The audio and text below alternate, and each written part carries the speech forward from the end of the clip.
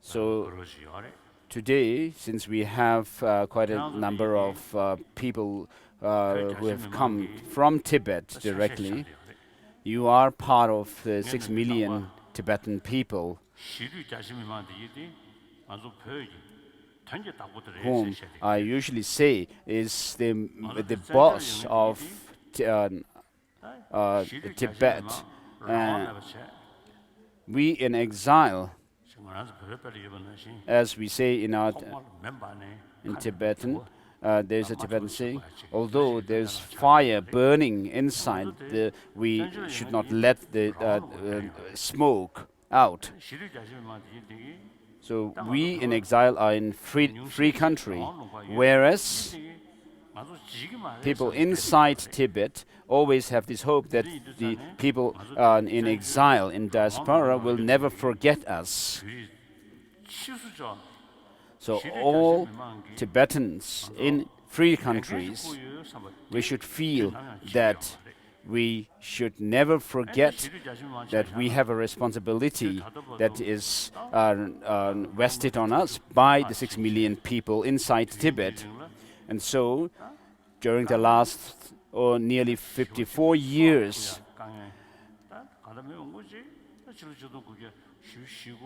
many, in fact, since 1949, have, and then from 56, 55, and then the 60s, many people have died. And under great hardship, people have also made some been deceived through some kind of a material development. And then there were people who were taken away from the Tibetan community early on in their childhood and tried to indoctrinate. So, although all kinds of devious means have been used on Tibetans, and the Tibetans, they could never shake this Tibetan spirit, even today. So today, even a small Tibetan kid keep up with this Tibetan spirit and dedicate it to our people. But the narrow-minded, short-sighted Chinese leaders, communists, the harsher they are on us, the greater the Tibetan spirit gets, the stronger the Tibetan spirit gets in our people. And then today, people from outside Tibet, and especially Chinese, have noticed that we have made. So I would like to thank you who represent the Tibetans inside Tibet, the 6 million Tibetans, and through you I wish to praise. And I always feel that your spirit and dedication is wonderful, amazing. And then, those of us who are in exile, we should be able to become the representatives of the body and speech of our people inside. So we cannot go about only fulfilling our own goals, our own selfish motives. So as long as we live, we cannot change this Tibetan identity. We cannot change our name as Tibetans. As long as you have this body and the blood of Tibetans, we should never forget our just cause. We should remind ourselves recall the hardships and the dedication, the spirit of our people inside. We are not saying that we should be foolish, have this foolish kind of patriotism, which is biased. But today, even today in the world, the language that we have, Tibetan language, is the best language to explain Buddhism. Through this language, we are able to explain the Buddhism in its totality, about pertaining to the ground path and the result of. And so this is the reason why we need to survive, live alive today. And so the Tibetan, we have this tradition of non-violence and which is our philosophy.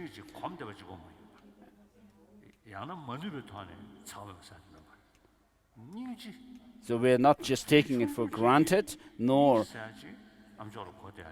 is it something that we feel that we are unable to do harm to others. So even as a small kid, Tibetans have this habit not to harm some other animal, like small bugs and so forth. So before Buddhism came to Tibet, I don't know if Tibetans were so compassionate. We were nomads.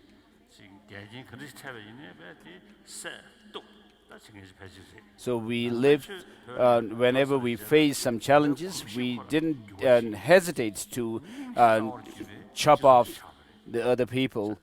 And so, since Buddhism flourished in Tibet, then we became very compassionate. And therefore, we have a culture which is compassionate culture. And so, this compassionate culture is something which would be useful and helpful to the world today. And therefore, we need to be patriotic about our, passionate about our culture. Because of this reason, we should not be impartial or biased because saying that this is our tradition, but because the survival of this culture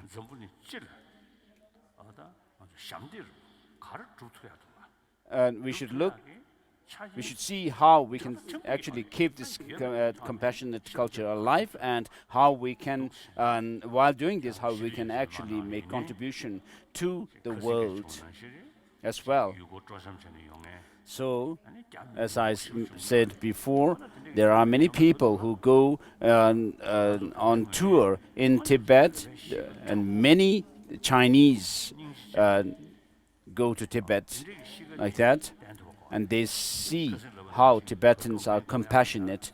And so we should be able to actually demonstrate this to other people. As I said earlier, there are some people in Tibet who actually sell things at very high prices in Tibet. And then I also hear that there are, although we didn't have many people who indulge in corruption, taking money and so forth, but it seems I hear that there are people who actually become corrupted. The Tibetans are becoming corrupted these days. And so we should make sure whether you are you're a believer or non-believer, we should actually make sure that our image is actually heightened in the eyes of other people. So whether you are a believer or not, it's a different case. It's an individual case. I know Tibetans who are communists, who became communists in the 1950s. They were truly communists. I know many of them. although they are communists, but they are they have very strong spirit of Tibetan spirit. This is something we need to have amongst our people. So whether you individually you are a believer or non-believer, we need to pay attention to our identity, spirit, this good nature. We need to keep up with that. It's very important, I wish to say this. And then we in exile should do that. So whether you are a believer or not, Tibetan people, even in the past, during the 7th, 8th, 9th centuries, when we were a powerful nation, we were held together, united by our language and the culture, our religion, although and later on the Tibetan nation got fragmented, as I mentioned during the teaching. The Ngari Chogyal actually held a very small part of Tibet under their rule. So Tibet remained in a very pitiable situation. But what actually held Tibetans together, united, even at that time, was our language and our culture, the Buddhism and Tibetan language. So whether you are, as individuals, you believe in a religion or not, a main Tibetan identity is Buddhism, the teaching of Buddha. We need, therefore, to pay attention and take interest in it. So as a Tibetan, we need to pay attention and take interest in our teaching of the Buddha. And so this is what I want to say.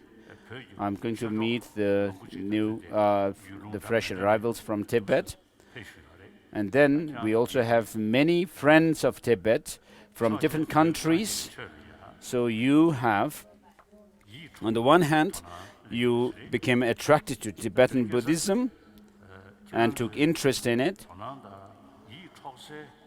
And today, this religion, the spirituality to which you are attracted and you take interest in, it is at a very critical juncture of whether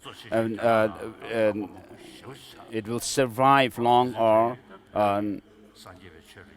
not.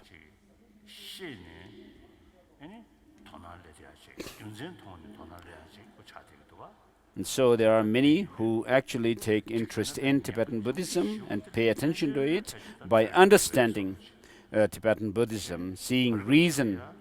So I think that we are actually at a point where we do not need to feel too concerned about the demise of Tibetan Buddhism, although at some point in our history we were at that critical juncture.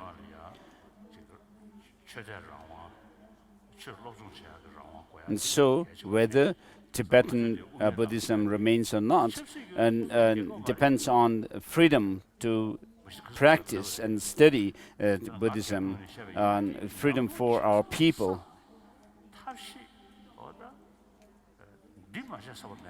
So I have tried all the different kind of means to deal with our Tibetan just cause. And I have met with Mr. Jawaharlal Nehru, Pandit Jawaharlal Nehru, who actually was conversant about world politics and so forth very well. So having actually tried all the different means And then, having met with people, different people in this world, when I do take questions and discussions with them, I usually tell them that we need to, we want a peaceful world, a world where there's no violence. So if you want such a world, I tell them that there is no way, I mean, of course, a world completely free from problems and difficulties. But while we are in the midst of, while we are amidst problems and difficulties, we should try to build a peace, a non-violent world. When we face the challenges, we should actually confront it not by force, which has been the kind of habit so far, as a result of which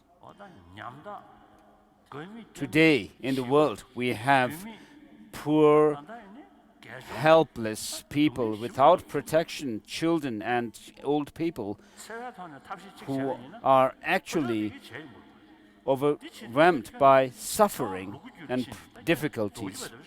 And therefore, by engaging in, by using force, we have not been able to solve our problems. And therefore, people are there are people who are tired of force. And so, since force is not the solution to our problems, therefore, what we need is a dialogue, sitting together, face to face, and having a dialogue with one another. So I tell people that the 20th century was a century of violence, and the 21st century should be a century of dialogue and peace. So while I tell other people to do this way, and to deal with our problems this way, how can we actually solve our own problem by using force? Therefore, the Tibetan cause should not be, we should not think of confronting the Chinese with force, but sit together, relaxed, and then we can talk with them. And therefore, we should not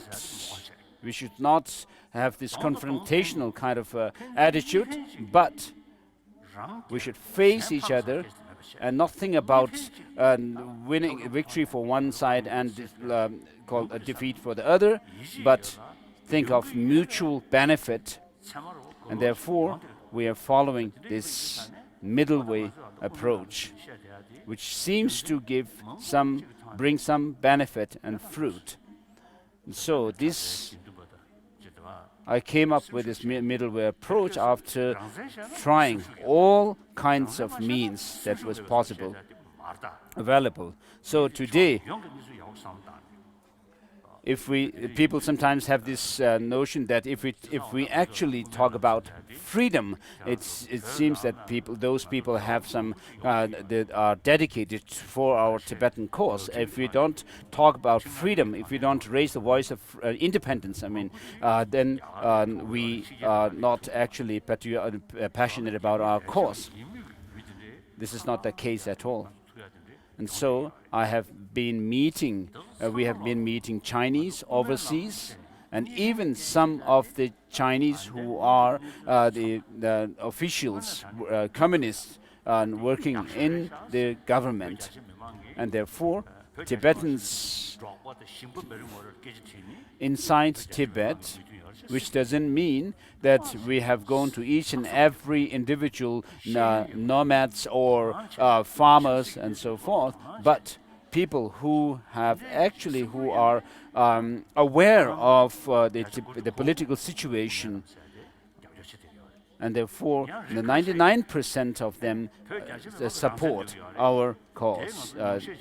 Middle way approach. Some people say that the majority Tibetan actually, inside Tibet, actually want independence and not the middle way.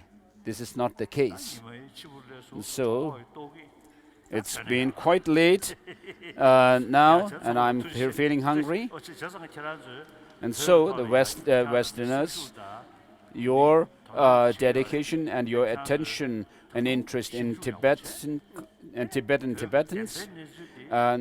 should be kept up. Please continue to support, and you can also go back. When you go back home, you should actually make your people in your own country and your own communities or locality and aware of the Tibetan situation. I always say that the Tibetan supporters are not pro-Tibetan as such, politically motivated. Like there, you are pro-justice. But rather pro-justice.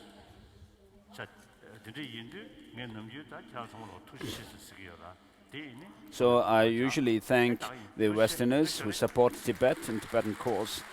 So that's all I wish to say. Thank you. Tashi Delek.